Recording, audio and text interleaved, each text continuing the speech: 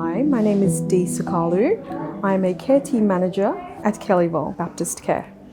Upon admission, once we get to meet a family and we get to meet the resident that is coming to reside in our facility, we gauge where they're at in their journey. The organisation has a very strong model of care when it comes to palliative care. We have affirm, balance and comfort. Affirm is almost like acknowledging that when somebody enters into aged care, we are affirming that they are on a different journey. At the balance stage, could be somebody who is just comfortably plodding along in their journey, but we need to be aware that something could happen to them. And it's about having those very meaningful conversations with their families. Because comfort basically means that the end of life is approaching. And that is also in itself a very sensitive subject. I'm Sharon Ford. Both of my parents moved in January 2019. I think from the initial meeting, my brother and I just felt a kinship. We met quite a lot of the staff and they just had an overwhelming sense of care.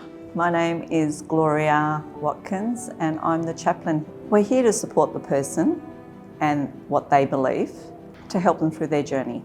In August of 2020,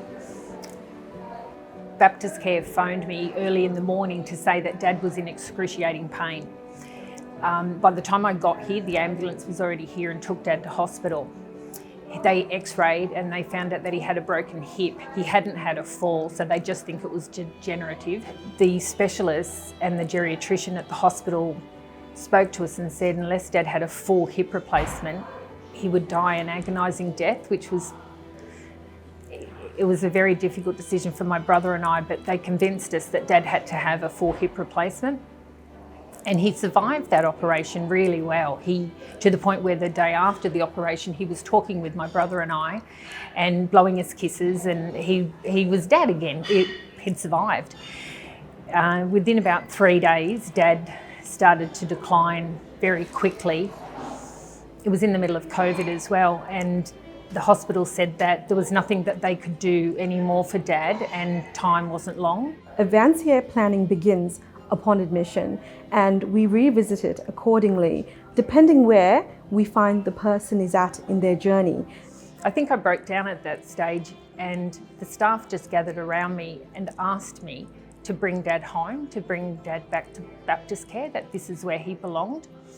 I went back to the hospital and they said it wasn't possible for Dad to be moved, that even the ambulance ride back to BaptistCare could be enough to kill Dad.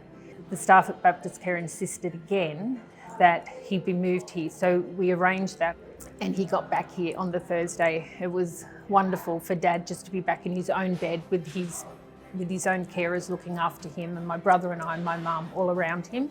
The staff here just kept us informed the entire way along the decline and told me what to look out for, that different signs were imminent, which allowed me, when I knew the time was running out very quickly, to get my brother back here. And then my brother just made it back in time and my dad passed away very peacefully. In hindsight, it would have been so much easier for them to have left Dad at the hospital and kind of to have washed their hands of Dad and the family, but they didn't do that. They took the difficult decision to bring Dad back here so Dad could pass away peacefully, surrounded by the family that he'd loved his entire life and the staff that cared about him. Because we care, it is a very big statement. However, it is what we do because we live, breathe, and we are passionate about what we do.